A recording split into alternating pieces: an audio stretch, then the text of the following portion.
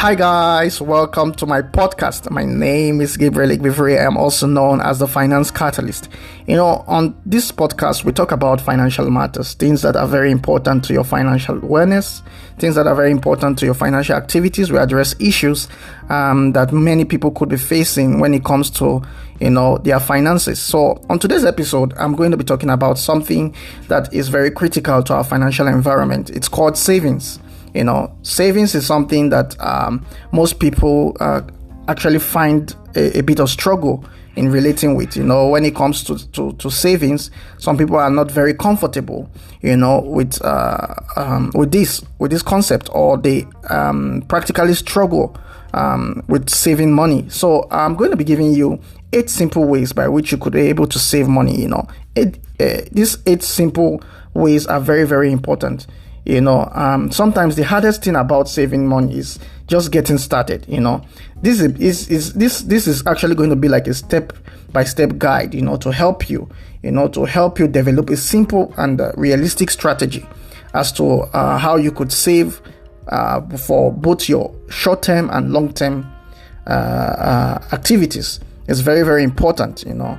Costs can add up fast, and building your savings can really help you.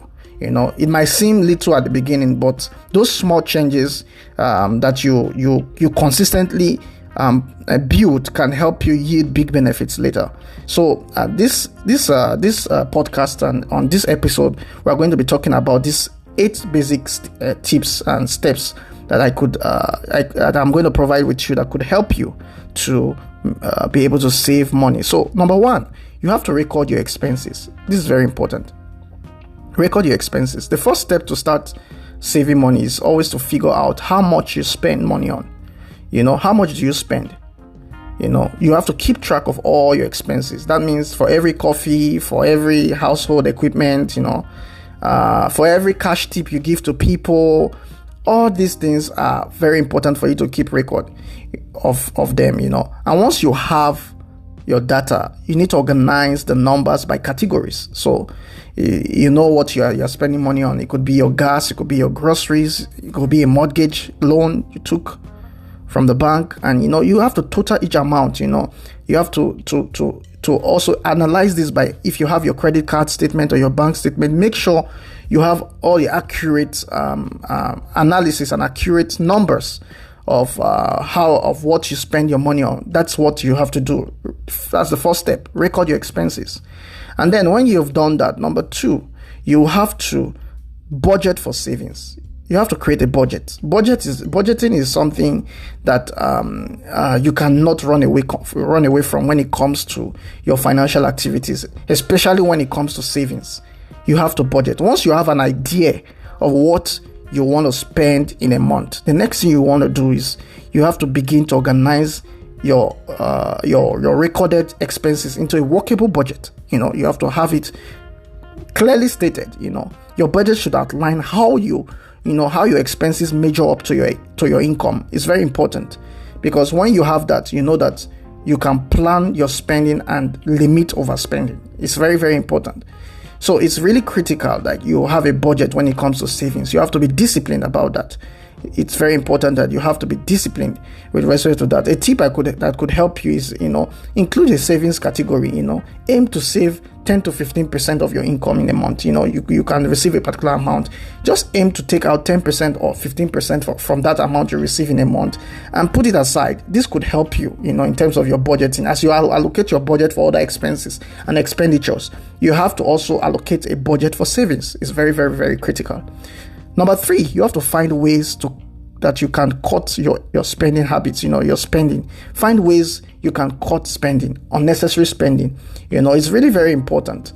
If your expenses are so high that you can't save as much as you would like to, this might be the best time to start identifying those non-essentials, things that are not critical to your spending, things that are not really important, and then you just spend less on them. It could be things like that could be actually dining out. It's not every time you must go out to eat. You can actually get some food from the market, and then you prepare them by yourself. You necessarily don't need to go out every time to spend money on food. Going out to the restaurant. There are other things that you might not necessarily need as well, that you might be spending money on. You have to identify those things.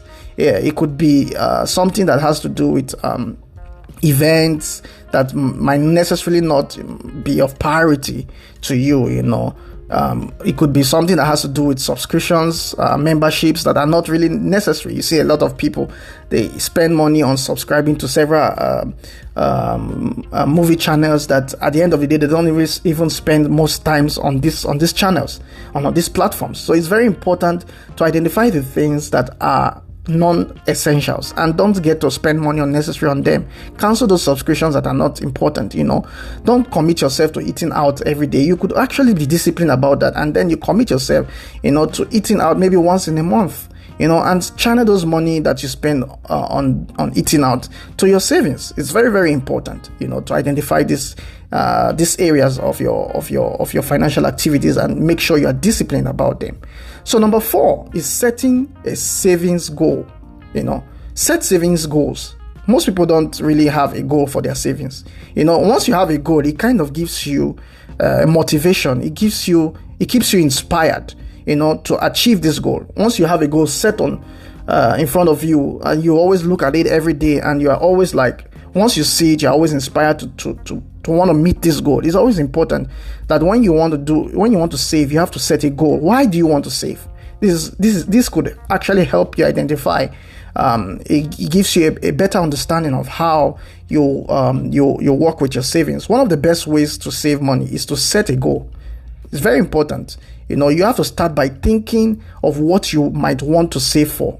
Perhaps you are getting married, or you are planning for a vacation, or you are saving for retirement. Then you have to figure out, how much money do I really need, and how long would this take me to save?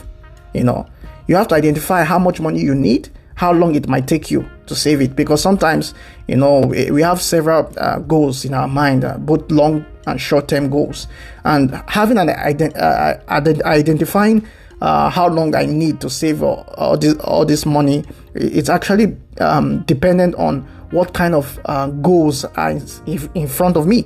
So it's very important to identify these goals and know exactly the duration of how much you want to save, as well as the time frame. Could it be a short term or a long term? These are very, very critical when it comes to identifying and setting a saving goal. So this is really important. It's very, very important for you to take note of, why saving, both in the short term and in the long term. So after having done that, number 5, you have to decide on your priorities. After your expenses and your income, your goals are likely to have the biggest impact on you. So what you have to do, you have to allocate your savings.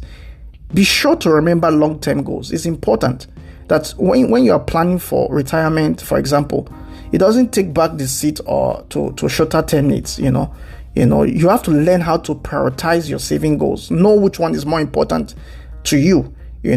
So you have to have a clear idea of where to start saving. It could be, for example, if you know that you are going to need to replace your car in the near future, then what you will need to do, you could start up putting money away for one now. This is very important. You have to know what is priority to you. You need to decide that for yourself. Nobody can do that for you. You have to decide that for yourself. And once you decide that, you have to put it to work. It's very critical. So that being said, number 6, you have to pick the right tools. What do I mean by that? If you are saving for short-term goals, you have to consider using an insured deposit account. If that's a fixed deposit account. If you are saving for long-term goals, you have to make sure you have that. It's very important. A certificate of deposit is also very critical. What you might want to ask me, what is certificate of deposit? It's something which locks your money, for a fixed period of time at a rate that is typically higher than your savings. It's very important. You can have that as well, a certificate of deposit. It's also critical to know that in terms of also having your long-term goals, you could also consider securities investment, knowing exactly where to put in your money. It's also a better way of savings, because when you are investing in something that generates value, there's a high tendency that in the long run you'll get more value for your money. So instead of you just throwing it in the bank where you don't have interest to a certain degree, you can actually look for lucrative investments, things that are very important to you, and invest your money there. And not just investing, but make sure you have a clear understanding of what you are investing in and why you are investing in that particular financial instrument. It's very important. Knowing the what and why is always critical for every investment. So having said that, the next thing you want to do is number 7, make saving automatic. What do I mean by that? Almost all banks today in our environment offer automated transfers, between your checking and your savings account. You can choose when, sometimes you want to know how much and where to transfer your money to. You can even split your direct deposit, as to splitting it to portions. It could be like every paycheck should go directly into your savings account. There's an automatic, you can, I know they call it direct debit. Every month there's a way you do it automatically, where once the money comes in, it just goes directly to your savings account. So these are systems that most banks operate with in our world today. So you could actually take advantage of that. That is another interesting way to help you save. Splitting your money, to a direct deposit, and setting up a kind of automated transfer that is very simple. It will help you to save money, since you don't have to think about it. It's just something that once it gets into the account, okay, you set a particular amount that goes straight to your savings. So this is something that is very important that you could benefit from. So it's really critical to take note of this. Number 8 is actually watch your savings grow. You need to watch your savings grow. You have to review your budget and check your progress every month. This is very critical. Not only will this help you stick to your personal savings plan, it will help you to also identify and fix problems, fix problems quickly. Understanding how to save money may even inspire you to find more ways to save and hit your goals faster. It's very important. Very, very important to take note of this. So it's critical. These steps that I shared with you, they are very important for you to take note of. Always know that it's critical and important to always watch your savings grow. Very, very important. So I just thought I should share this on today's episode with you. If you've not yet seen my other podcast, I would encourage you to do so. Kindly go back to several of the topics we've shared.